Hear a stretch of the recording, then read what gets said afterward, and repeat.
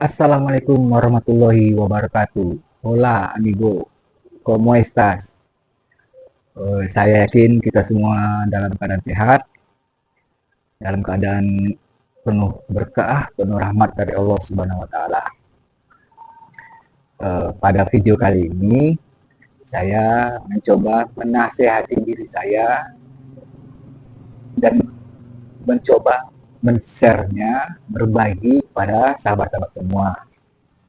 Karena nggak ada salahnya, bahkan kita selalu disuruh, diperintahkan untuk menyampaikan walaupun satu ayat, dan sesama muslim harus saling mengingatkan dalam hal kebaikan. Nasi sudah menjadi bubur. Kalimat ini kalimat yang lawas, tapi sampai sehari ini sering diucapkan orang-orang yang berputus asa, orang-orang yang udah pasrah dengan kehidupannya. Ya udah dah, gua ngapain lagi dah, gua pasti masuk neraka. Gini-gini aja dah. Pasti saya pribadi sering mendengar itu. Bahkan saya pribadi pernah ngalaminnya. Makanya saya mencoba memberikan apa yang telah saya lalui dalam kehidupan ini. Saya coba memberikan nasihat-nasihat kehidupan untuk diri saya, untuk keluarga saya, dan mungkin berguna bagi teman-teman sekalian. Jadi dengan topik nasi udah jadi bubur ini, ada beberapa poin yang harus kita cermati, yang harus kita pelajari. Karena kita sebagai muslim nggak bisa kita seperti itu, berpasrah diri seperti itu. Yang pertama adalah mempercayai takdir Allah, kadar dan kadar Allah. Karena apa yang terjadi pada diri kita ini tidak semerta begitu aja terjadinya.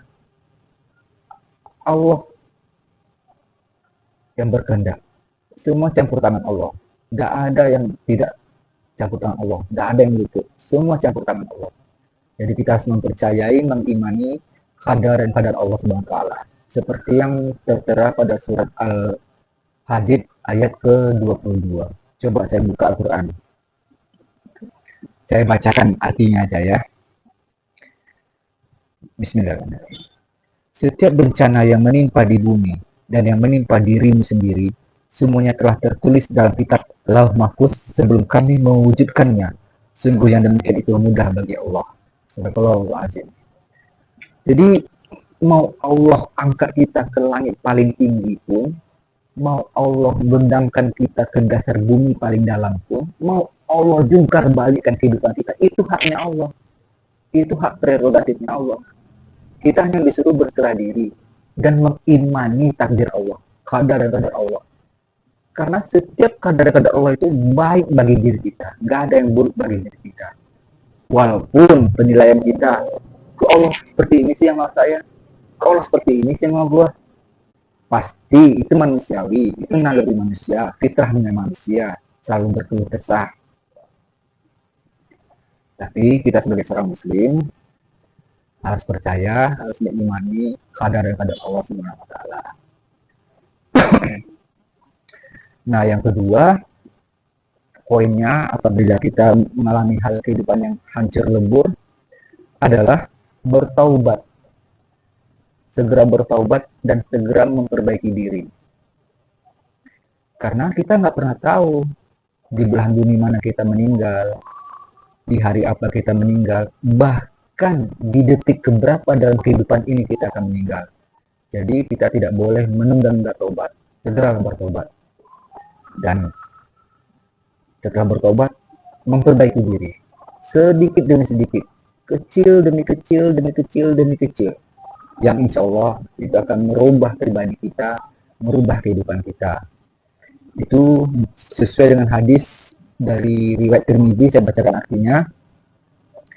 Setiap anak Adam itu berbuat salah, dan sebaik-baik orang yang berbuat salah adalah mereka yang bertaubat. Nah, jadi nggak ada anak keturunan Adam ini yang nggak berbuat salah dan yang nggak berbuat perbuatan dosa. Pasti namanya manusia, karena manusia ini punya musuh yang abadi, yaitu setan dan gerombolannya. Bahkan setan sudah memproklamirkan peperangan ini ketika dia terusir dari surga dulu. Izinkan dia akan menggelincirkan manusia, menggoda manusia sampai akhir zaman nanti. Jadi ya kita harus terus berusaha juga memperbaiki diri kita sedikit demi sedikit, sedikit demi sedikit. Walaupun godaan tersebut masuk silih berganti dari kiri kanan atas bawah, pasti namanya kehidupan. Nggak ada yang nggak seperti itu. Nah yang ketiga, nasihatnya apabila terjadi kehidupan di dalam kehidupan kita ini nasi dan jadi bubur adalah optimis dan tidak berputus asa. Optimis Allah akan mengampuni kita, optimis Allah akan memasukkan kita dalam surga, optimis Allah akan menjauhkan kita dari api neraka, optimis Allah akan menerima taubat kita. Iya, mau ngapain lagi selain itu kan? Karena kita yang tadi kita harus percaya pada takdir Allah tadi. Ya, poin berikutnya kita optimis aja kita dengan takdir Allah tadi, optimis dengan apa yang dikehendaki oleh Allah. Gak mungkin kita melawannya, gak mungkin kita berputus asa. Karena sesuai dengan surat, bentar saya buka aturan saya, banyak catatan saya. Sesuai dengan surat Yusuf ayat ke-87. Nah ini dia, saya bacakan artinya ya. Bismillahirrahmanirrahim. Wahai anak-anakku, pergilah kamu, carilah berita tentang Yusuf dan saudaranya, dan jangan kamu berputus asa dari rahmat Allah. Sesungguhnya yang berputus asa dari rahmat Allah hanyalah orang-orang kafir. Nah, kita kan bukan kafir, kita muslim.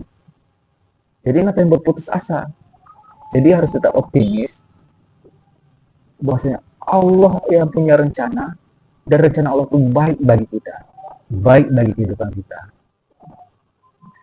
Jadi nasi dan jadi bubur itu bukan satu hal yang menakutkan, bukan satu hal yang buat kita jadi lalai atau menjadi ya udah gini-gini aja, bukan.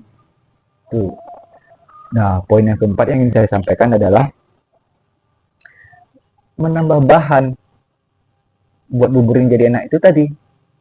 Nasi udah jadi bubur nih, bahannya kan kalau bubur kan gak enak dimakan, tapi biar enak dimakan dikasih ayam suwir, dikasih daun bawang, dikasih kacang, dikasih bawang goreng, dikasih kecap, dikasih sambal, dikasih kerupuk. Nah, jadi bubur ayam. Enak dimakan, enak di perut, nikmat. Ya kan? Sehat lagi di lambung, makan bubur. Jadi, nggak ada hal yang kebetulan di muka bumi.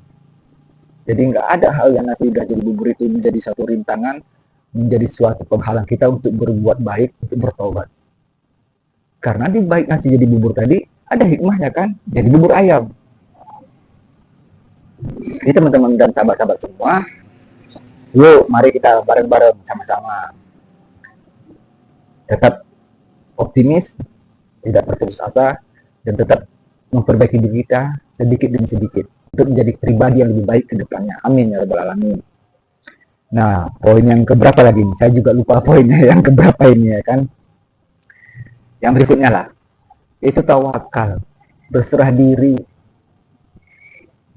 Yang seperti tadi poin yang keberapa tadi itu yang kadar-kadar tadi Allah mau mengangkat kita ke langit, benamkan kita ke bumi. Ya kita hanya disuruh bertawakal, berserah diri. Nggak ada cara lain, hanya berserah diri. Ini jalan kamu, kehidupan kamu. Ya kita hanya disuruh berserah diri aja.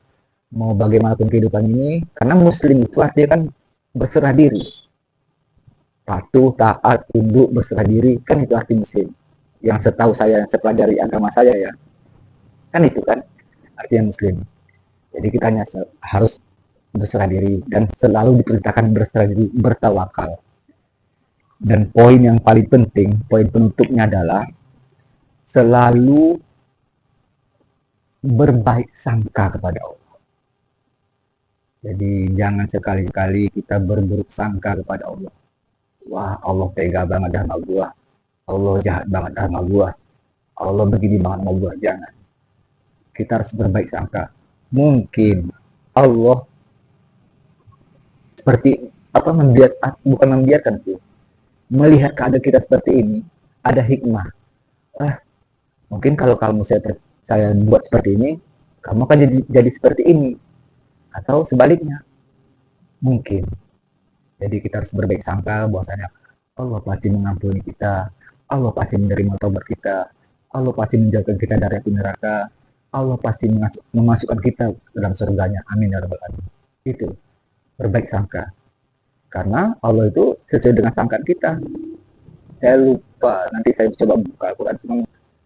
Waktu itu saya belajar, Allah itu aku tergantung persangkaan kamu. Saya coba koreksi ya, coba di komentar nanti koreksi ya. Biar saya juga, kalau ada yang komentar kan saya juga buka Al-Quran saya lagi gitu. Saya belajar ulang lagi dibuatnya. Nah, jadi itu. Jadi tetap berbaik sangka, jauhkan dari prasangka buruk terhadap Allah.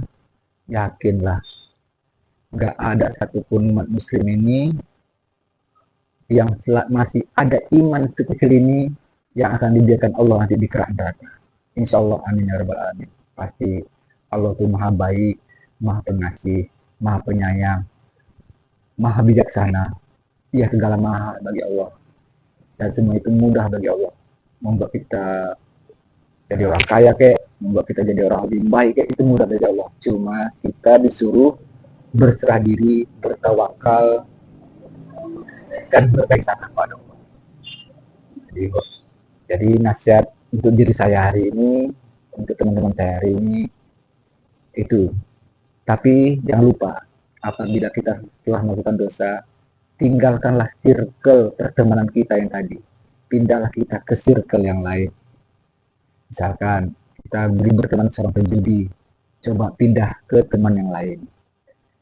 Karena ada pepatah mengatakan kalau kita berteman dengan tukang parfum, kita kecipratan wanginya. Berteman dengan tukang api, kita kecipratan panasnya. Nah, jadi seperti itu. Jadi kalau kita berteman dengan penjudi, ya kita kecipratan. Berteman dengan penzina, kita kecipratan. Nah, jadi kita coba pindah circle pertemanan kita. Itu dia.